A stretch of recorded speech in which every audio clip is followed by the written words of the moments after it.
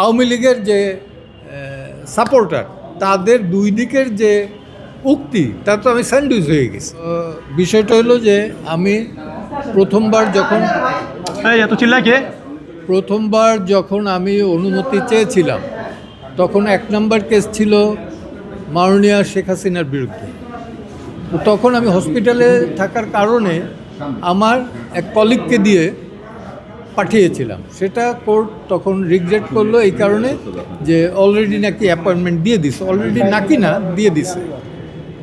পরবর্তীতে আমি এনিয়াও উইলিংলি রাজি হইলাম মাননীয়া শেখ হাসিনার বিরুদ্ধে 2টো মামলাই করার। কিন্তু প্রথম মামলার জাজমেন্ট বের হওয়ার সাথে সাথেই দেখলাম ইউটিউবে যে মাননীয়া শেখ হাসিনা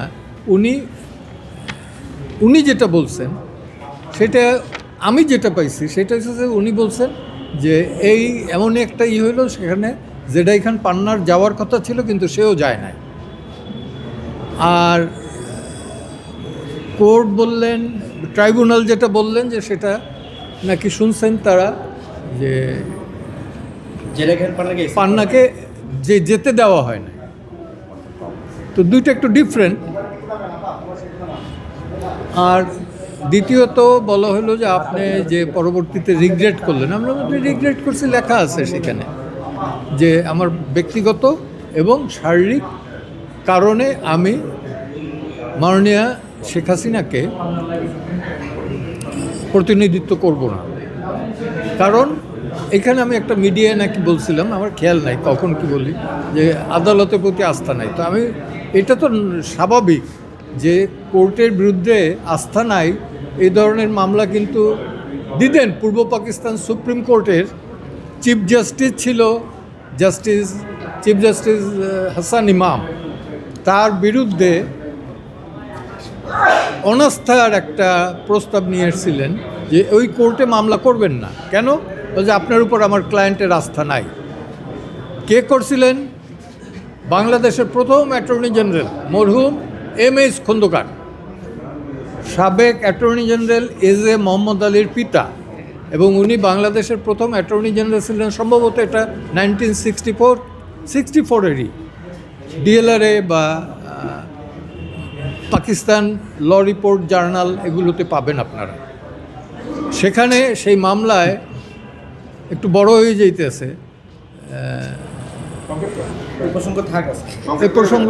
আপনি এক জায়গায় বলেছেন যে আপনাকে দুই দিকে চাপ দিচ্ছে, এরা কারা? এরা একদিকে আমি তো বলছি, হ্যাঁ আপনি একটা শব্দ ব্যবহার করছেন স্যান্ডউইচ। কোর্টে বলছে যে আমার যে পজিশনটা হলো একদিকে এই প্রসিকিউশনের দেখাই বলছে যে ওনাদের বাহিনী, এবং আরেকদিকে হলো যে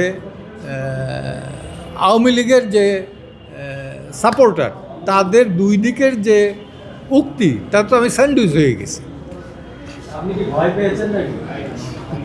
ভয় পাওয়ার প্রশ্ন নাই।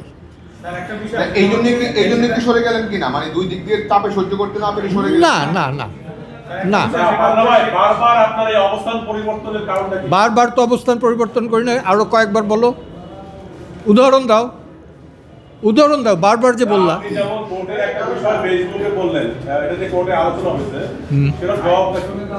কি কোনটা? আচ্ছা, আপনি ফেসবুকে যেটা বলছিলেন যে আমার ক্লায়েন্ট এই কোর্টের প্রতি আস্থা নাই, এই কারণে আমি এটা মামলা লড়তে পারি না, এটা আপনি আপনার ফেসবুকে, আমরাও এটা নিয়ে নিউজ করেছিলাম। কোর্ট বলছে যে এই যে কথাটা আপনি বলেছেন তার মাধ্যমে আপনি ট্রাইব্যুনালকে প্রশ্নবিদ্ধ করেছেন। আপনার বক্তব্য? আমার বক্তব্য ট্রাইব্যুনাল কতটুকু, ট্রাইব্যুনাল না, টোটাল বিচার ব্যবস্থা এটা কতখানি আস্থায় আছে কি না আছে এর সবচেয়ে বড় সাক্ষী আপনারা তো সমাজের আয়না। আপনারাই বলতে পারবেন যে মানুষ পুলিশ এবং বিচারের দ্বারস্থ কখন হয় এবং হয়ে তারা সন্তুষ্ট কিনা। ওকে, থ্যাংক ইউ।